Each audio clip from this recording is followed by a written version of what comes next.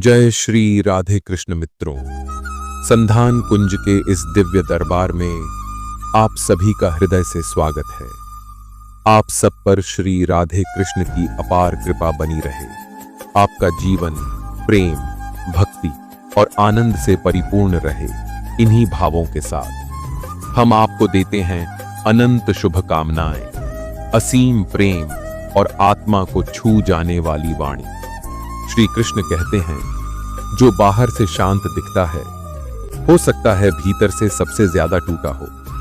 वो मुस्कान शायद हर रोज खुद को संभालने की कोशिश है। ऐसे ही टूटे हुए इंसानों के लिए श्रीमद् भगवद गीता एक प्रकाश है, एक ऐसी आवाज जो अंधेरे में भी रास्ता दिखाती है।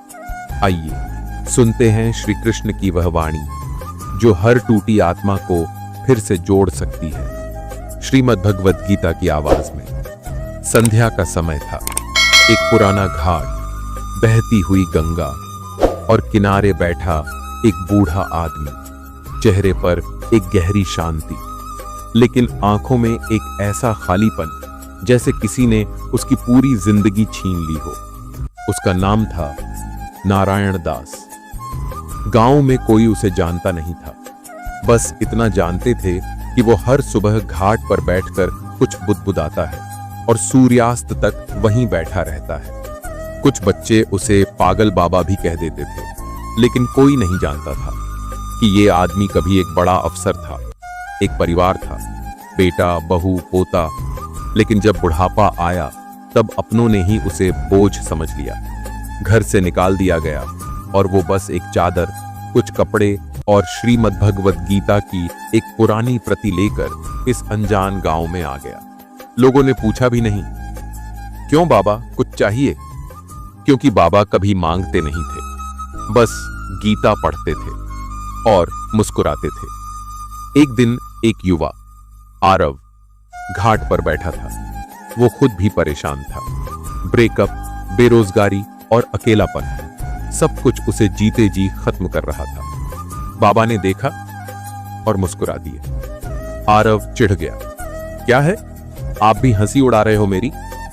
बाबा ने सिर्फ एक बात कही, जिसे तू अंत समझ रहा है, वहीं से श्री कृष्ण की लीला शुरू होती है। आरव चौंक गया। मतलब? बाबा ने धीरे से गीता की ओर इशारा किया। यहां हर उत्तर है, तू पढ़, बस एक श्लोक और कुछ मत सोच। श्लोक था, अशोच्यानन वशोचस्त्वं प्रज्ञावादांश्च भाषसे गतासूंश्च नानुशोचन्ति पंडिताः। जिसके लिए तू शोक कर रहा है वो शरीर है, आत्मा नहीं। पंडित जन न मरे हुओं का शोक करते हैं, न जीवितों का। उस रात आरव सो नहीं पाया। वो पहली बार टूटा नहीं, बल्कि ठहर गया। अगले दिन फिर गया घाट पर। बाबा वहीं थे, शांत, लेकिन वो शांति अब खिंच रही थी, जैसे उस बूढ़े का मौन बोल रहा हो। जो टूट गए हैं वो ही श्री कृष्ण को सच में सुन पाते हैं। आरव अब हर दिन घाट पर आने लगा था। वो अब बाबा की बातें सुनता नहीं था, महसूस करता था।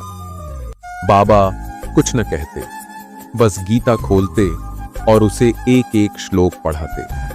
हर दिन एक ही बात दोहराते, श्री कृष्ण से डर मत, उनसे बात कर। आरव कभी कभी हंस भी देता। क्या सच में वो सुनते हैं बाबा? बाबा बस मुस्कुरा देते।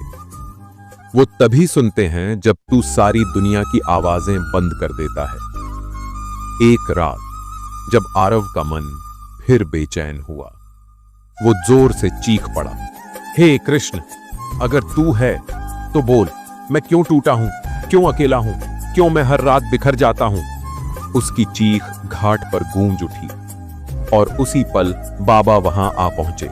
उनका चेहरा शांत था, लेकिन उनकी आंखों में कुछ था, जैसे श्री कृष्ण खुद उसके सामने खड़े हों। उन्होंने धीरे से उसका कंधा पकड़ा और कहा, क्योंकि तू अब तक दूसरों से सहारा मांगता रहा, अब श्री कृष्ण चाहता है कि तू खुद सहारा बने। तेरे टूटने की वजह ही तेरा निर्माण है। और फिर उन्होंने वही अमर वाक्य पढ़ा, नयनम छिंदन्ति शस्त्राणि नयनम दहति पावक न चैनम क्लेदयन्त्यापो न शोषयति मारुतः। इस आत्मा को न कोई हथियार काट सकता है, न अग्नि जला सकती है, न जल भिगो सकता है, न हवा सुखा सकती है। आरव की आंखें भर आईं। उसने पूछा, कौन हो आप बाबा? आप केवल एक साधु नहीं हो। बाबा चुप हो गए, धीरे से मुस्कुराए और बोले, मैं भी कभी तेरी तरह टूटा था बेटा, लेकिन जब मैंने श्री कृष्ण की आवाज सुनी तब मैं शांत हो गया। अब बस वही आवाज सब तक पहुंचाना चाहता हूं। आरव फूट फूट कर रोने लगा। पहली बार वो किसी के सामने टूटा और उसे लगा जैसे श्री कृष्ण ने खुद आकर उसे संभाल लिया हो। उस दिन घाट की सीढ़ियों पर सिर्फ आंसू नहीं गिरे, वहां एक टूटा इंसान फिर से खड़ा हुआ। समय बीत गया, गांव वही था, घाट वही था, लेकिन अब बाबा नहीं थे। एक सुबह बाबा घाट की आखिरी सीढ़ी पर शांत मुद्रा में बैठे मिले। माथे पर तिलक, हाथ में गीता और चेहरे पर एक दिव्य मुस्कान। शरीर ठंडा था, आत्मा जा चुकी थी श्री कृष्ण के चरणों में। गांव वालों को पहली बार पता चला यह पागल बाबा नहीं थे, बल्कि किसी समय के बड़े अधिकारी थे जिन्हें अपनों ने छोड़ा पर कृष्ण ने थामा। लोग रोए, लेकिन आरव चुप था। उसकी चुप्पी अब वैसी नहीं थी जैसी पहले थी। वो अब टूटा हुआ इंसान नहीं था, बल्कि कृष्ण का दूत बन चुका था। वर्षों बीत गए। अब घाट पर एक नया बाबा बैठता था। साफ कपड़े, सादगी और हाथ में वही पुरानी गीता। यह था आरव। लोग अब उसे सुनने आते थे। वो गीता पढ़ता था और कहता था, मैं कुछ नहीं जानता, ये तो मेरे कृष्ण की आवाज है जो मेरे माध्यम से बोलती है। एक दिन एक युवती आई, आंखें सूजी हुई, मन टूटा हुआ। उसने धीरे से पूछा, बाबा, क्या आप बता सकते हैं कि दुख क्यों आता है? आरव मुस्कुराया और वह श्लोक पढ़ा जो एक दिन उसे उसके मौन गुरु बाबा ने सुनाया था। हे भारत, सहन कर, यह सब क्षणिक है। फिर कहा, दुख इसलिए आता है क्योंकि श्री कृष्ण तुम्हें कमजोर नहीं, मजबूत बनाना चाहते हैं। जिसे सबने छोड़ा हो उसे भगवान ज्यादा थामते हैं, और जिस इंसान की चुप्पी सबसे गहरी हो वही अंत में गीता की सबसे ऊंची आवाज बनता है। उस युवती की आंखें भर आईं, जैसे कृष्ण फिर किसी टूटी आत्मा के भीतर बोलने लगे हों। घाट वही था, प्रभु वही थे, आवाज वही थी, बस किरदार बदल गए थे। श्रीमद् भगवद गीता के अनुसार जो व्यक्ति बाहर से शांत दिखता है वह भीतर से सबसे अधिक टूटा हुआ हो सकता है। लेकिन यदि वह टूटने के बाद भी मुस्कुरा रहा है तो समझ लीजिए उसे श्री कृष्ण ने थाम लिया है। श्री कृष्ण कहते हैं, क्या आपने कभी किसी को देखा है जो हर वक्त शांत रहता है? जो भीड़ में भी अलग सा लगता है, जो ज्यादा बोलता नहीं, लेकिन जब बोलता है तो दिल छू जाता है। क्या आपने सोचा है कि वो शांत क्यों है? शायद वो टूटा हुआ है, पर शायद वो श्री कृष्ण की बाहों में थमा हुआ है। आइए आज हम गीता की आंखों से उस टूटे हुए इंसान को समझें। श्रीमद् भगवद गीता कहती है, स्थित प्रज्ञ व्यक्ति न हर्ष में डोलता है न विषाद में टूटता है, वह समत्व में स्थित होता है। जो व्यक्ति जीवन के हर उतार चढ़ाव के बाद चुप रहना सीख गया हो वो कमजोर नहीं होता, वो अनुभवी होता है। जिसने दुख झेलकर भी किसी को दुख नहीं दिया, जिसने अपमान सहकर भी किसी को नीचा नहीं दिखाया, वो व्यक्ति दुनिया की भीड़ में अदृश्य हो सकता है, लेकिन ईश्वर की नजरों में वही महान होता है। टूटना एक दुर्भाग्य नहीं है, यह एक अदृश्य उपासना है, जहां आत्मा और परमात्मा के बीच संवाद होता है। जब कोई बहुत रोता है और फिर एक दिन खुद को समझाकर चुप हो जाता है, वहीं से शुरू होती है आध्यात्मिक जागृति। श्री कृष्ण ने अर्जुन से युद्ध भूमि में यही तो कहा था, जब तुम्हें कुछ भी समझ न आए तब समर्पण करो, मैं हूं। जो अपने दर्द को श्री कृष्ण के चरणों में रख देता है, उसे फिर बाहर से कोई चीज नहीं तोड़ सकती। जो शांत है वो नासमझ नहीं है, वो सब देखता है, सब जानता है, पर प्रतिक्रिया नहीं देता, क्योंकि उसे प्रतिक्रिया की जरूरत नहीं, उसे स्थिति पर नियंत्रण चाहिए। कृष्ण ने भी तो युद्ध में खुद शस्त्र नहीं उठाया था, लेकिन पूरा युद्ध उनके संकेतों पर ही चला। यही एक टूटे हुए शांत व्यक्ति की ताकत होती है। वो मंच पर नहीं, पर मंच से बड़ा होता है।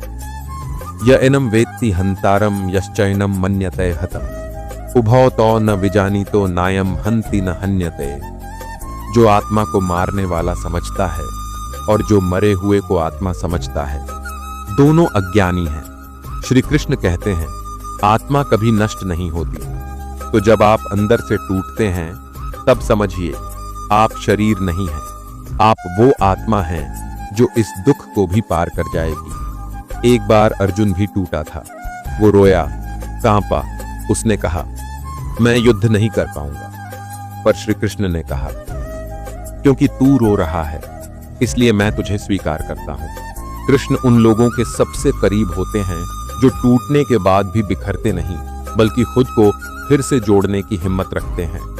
अगर आप आज अकेले हैं तो समझिए आप एक निर्माण प्रक्रिया से गुजर रहे हैं। श्री कृष्ण आपकी आत्मा को उस हथियार में बदल रहे हैं जो स्वयं को भी बचा सके और दूसरों को भी। एक बार एक वृद्ध ऋषि ने अपने शिष्य से कहा, जिस दिन तुझे अपने आंसुओं की जरूरत न पड़े, समझ लेना तू श्री कृष्ण की गोद में बैठा है। शिष्य ने पूछा, क्या शांति का मतलब रोना बंद कर देना है? गुरु बोले, नहीं, शांति का अर्थ है आंसू बहते रहें पर भीतर कोई डोलता ना हो। जीवन की सबसे बड़ी परीक्षा तब होती है जब सब कुछ खत्म सा लग रहा हो और फिर भी तुम मुस्कुरा सको। अगर तुम शांत हो तो ये दुनिया तुम्हें कमजोर मानेगी, लेकिन परमात्मा तुम्हें अपना प्रिय समझेगा। एक समय आएगा जब तुम बोलना चाहोगे, पर भीतर से आवाज आएगी, अब मौन ही मेरा उत्तर है। श्री कृष्ण कहते हैं, मैं जानता हूं तू टूटा है, पर तू क्यों भूल गया कि मैंने सुदर्शन घुमाया था तेरे लिए, मैंने चीर बढ़ाया था द्रौपदी के लिए, मैं अंधे धृतराष्ट्र के लिए भी सारथी बना। तो क्या मैं तेरे लिए मौन नहीं हो सकता? शांत रह, क्योंकि मैं बोलूंगा तेरे लिए, तू बस गिर मत, क्योंकि मैं थाम चुका हूं तुझे। बहुत बार जीवन में ऐसा होता है जब अपने भी पराये लगने लगते हैं, कंधे पर रखा हाथ बोझ लगने लगता है और दिल से निकली सच्चाई भी किसी को सुनाई नहीं देती। तब एक इंसान दो हिस्सों में बंटता है, एक जो दुनिया को दिखता है और एक जो हर रात तकिए में भीगता है। पर वो हिस्सा जो कोई नहीं देखता, वही असल तुम होते हो, और वहां सिर्फ श्री कृष्ण होते हैं। जब दुनिया चुप हो जाती है, तब श्री कृष्ण तुम्हारे हृदय से संवाद शुरू करते हैं। श्रीमद् भगवद गीता में एक मौन संवाद है, जहां कृष्ण कहते हैं, मैं तुम्हारे भीतर हूं, तुम्हारी हर टूटन, हर बेचैनी, हर आंसू मुझे ज्ञात है। तुम्हारे चारों ओर अंधकार हो सकता है, पर वो अंधकार ही उस प्रकाश को जन्म देता है जो केवल श्री कृष्ण की उपस्थिति से उत्पन्न होता है। प्राचीन समय की बात है। एक बालक था जो बहुत गरीब था, अनाथ था, और गांव में सभी उसे उपेक्षा से देखते थे। पर वह हर रात एक पीपल के नीचे बैठकर आंखें मूंद लेता। लोग कहते, ये पागल है, कुछ नहीं करेगा जीवन में। पर वह हर रात मुस्कुराता, क्योंकि उसकी आत्मा कहती, मैं अकेला नहीं हूं। वर्षों बाद वही बालक एक ज्ञानी संत बना, और जब उससे पूछा गया, तेरे पास न पैसा था न परिवार, फिर तू कैसे मुस्कुराया करता था? वह बोला, क्योंकि हर रात जब सबने मुझे छोड़ दिया, तब कोई था जो मेरे पास आकर बैठ जाता था, मौन रहता था पर मुझे सुनता था। वो श्री कृष्ण थे। मौन कोई कमजोरी नहीं, बल्कि वो पुल है जो आत्मा को परमात्मा से जोड़ता है। गीता कहती है, योगस्थः कुरु कर्माणि संगम त्यक्त्वा धनंजय। जिसका मन योग में स्थित है वह हर कर्म को फल की चिंता किए बिना करता है। तब किसी को तुम्हारी भावना समझे या नहीं, तुम्हारा काम सिर्फ श्री कृष्ण को जानना और उनके प्रति समर्पित रहना होता है। क्योंकि जिसने सब खो दिया हो वो जानता है कि असली धन क्या होता है। जिसने रिश्तों में दरार देखी हो वो जानता है कि केवल एक रिश्ता सच्चा है, आत्मा और परमात्मा का। श्री कृष्ण कहते हैं, जब सब छिन जाए तभी तो मैं आता हूं, तभी तो तुम मुझे पुकारते हो पूरे हृदय से। टूटन एक माध्यम है जिससे आत्मा ईश्वर के और पास आती है। जब तुम सबसे अधिक अनसुना महसूस करो तब समझो श्री कृष्ण तुम्हें सबसे ज्यादा सुन रहे हैं। तुम्हारे आंसू किसी को न दिखें, कोई बात नहीं, लेकिन वो जब गिरते हैं श्री कृष्ण की गोद में गिरते हैं, लोग तुम्हें तोड़ देंगे पर श्री कृष्ण तुम्हें पुनः गढ़ेंगे। मुझे कोई नहीं समझता, यह शिकायत मत रखो, क्योंकि भगवान उन्हीं से सबसे पहले मिलते हैं जिन्हें दुनिया ठुकरा देती है। श्री कृष्ण कहते हैं, तू अगर सबसे अलग है तो तू मेरे सबसे करीब है। तू अगर चुप है तो मैं तुझे और साफ सुन सकता हूं। तेरी आंखों में जो बात है वो संसार की कोई भाषा कह नहीं सकती, लेकिन मैं समझ सकता हूं। मैं तेरे मौन में बसता हूं। तू टूटा है पर तू मेरा है। शांत दिखने वाला इंसान सबसे ज्यादा टूटा होता है, क्योंकि वह सब कुछ सह चुका होता है, हर धक्का खा चुका होता है और फिर भी वह किसी को दुख नहीं देता। वो शांत है क्योंकि उसने जान लिया है कि जीवन का सबसे बड़ा समाधान श्री कृष्ण की शरण है। जब जीवन के सारे दरवाजे बंद हो जाएं, जब रिश्ते बोझ बन जाएं और उम्मीदें रेत की तरह फिसल जाएं, तब इंसान या तो पूरी तरह बिखरता है या फिर खुद को ईश्वर के हवाले कर देता है। समर्पण कोई हार नहीं है, ये आत्मा का सबसे ऊंचा निर्णय होता है कि अब मैं स्वयं को नहीं चलाऊंगा, अब मेरा रथ कोई और चलाएगा। यही गीता का सबसे बड़ा संदेश है। तुम्हारा कार्य समर्पण है, परिणाम मेरा होगा। एक वृद्ध व्यक्ति जिसने जीवन भर संघर्ष किया था, पारिवारिक धोखे, व्यवसाय में घाटा, बेटे की मृत्यु, उसकी आंखों में आंसू थे पर शब्द नहीं। एक दिन वह वृंदावन गया, न कोई पूजा की, न मंत्र पढ़े, सिर्फ बांके बिहारी की आंखों में देखता रहा। फिर बोला, मैं हार गया कृष्ण, अब जो है तुम्हारा है, मेरे पास अब खोने को कुछ नहीं, तो मैं अब खुद को तुम्हें देता हूं। वो रात उसने मंदिर के सामने जमीन पर सोते हुए बिताई और कहते हैं अगले दिन से उसका जीवन पूर्ण शांति से भर गया। न कोई सुख आया, न वैभव, पर एक ऐसा आत्मिक सुख आया जो न शब्दों में था न दुनिया में। जब तुम अंदर से पूरी तरह टूट जाते हो तब तुम्हारा अहम भी टूटता है, और जहां अहम गिरता है वहीं भगवान का प्रवेश द्वार खुलता है। श्री कृष्ण गीता में कहते हैं, मां मेकम शरणम व्रज, तू बस मेरी शरण में आ जा, बाकी मैं संभाल लूंगा। ये कोई भावनात्मक संवाद नहीं, बल्कि एक ब्रह्म सत्य है। जो व्यक्ति कृष्ण को सौंप देता है वो फिर जीवन से नहीं डरता, क्योंकि उसे पता होता है रथ की लगाम अब साक्षात गोविंद के हाथ में है। पहले तुम हर चीज को पकड़कर बैठते थे, अब छोड़ देना सीख जाते हो। पहले लोग तुम्हारे मूड पर असर करते थे, अब कृष्ण तुम्हारे मन को स्थिर कर देते हैं। पहले हर असफलता तुम्हारा आत्मविश्वास तोड़ती थी, अब असफलता भी श्री कृष्ण की योजना लगती है। पहले तुम दूसरों को दोष देते थे, अब खुद से प्रेम करना और क्षमा करना आता है। समर्पण मतलब भाग जाना नहीं, बल्कि लड़ने की जिम्मेदारी ईश्वर को दे देना। अब तुम शांत हो जाते हो, क्योंकि तुम्हारा मन कहता है जो होना था हो गया, अब जो होगा वो श्री कृष्ण की मर्जी से होगा। अब तुम हर घटना को संदेश की तरह देखते हो। कृष्ण ने ये क्यों दिखाया, इसमें क्या सिखाया? ये दृष्टिकोण तुम्हें अज्ञानी से ज्ञानी बनाता है। वो चाहते हैं कि तुम उनसे डर नहीं, प्रेम करो, उनसे मांगो नहीं, विश्वास करो, हर क्षण में उन्हें याद करो। सिर्फ हवन या मंदिर में नहीं, बल्कि जब तुम रोते हो, थक जाते हो, हंसते हो, चलते हो, हर क्षण। मैं हर दिल में हूं, पर मुझे सिर्फ वही देख सकता है जो अपने स्व से बाहर निकले। अब तुम टूटे नहीं लगते, बल्कि तपे हुए लगते हो। अब तुम रोते नहीं, बल्कि भीतर एक शांति बहती है। अब तुम प्रश्न नहीं पूछते, बल्कि हर दिन को कृष्ण का उत्तर मानते हो।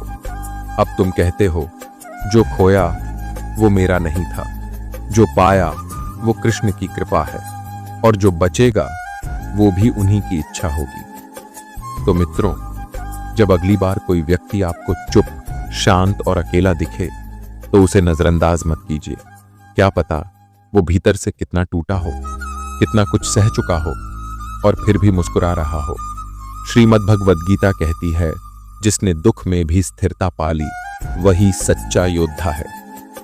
अगर ये शब्द आपके दिल तक पहुंचे हों, अगर आपने उस मौन में छुपे दर्द को महसूस किया हो, तो इस वीडियो को एक दीपक की तरह आगे बढ़ाइए, शेयर कीजिए, ताकि कोई टूटता हुआ दिल ये जान सके कि वो अकेला नहीं है। और कमेंट में बस इतना लिखिए, मैं समझता हूं उस मौन को, क्योंकि यही शुरुआत है करुणा की, समझ की और आत्मा की शांति की। फिर मिलेंगे एक और आत्मा को छू जाने वाले विषय के साथ। तब तक याद रखिए, आपकी खामोशी भी भगवान को सुनाई देती है। जय श्री राधे कृष्ण।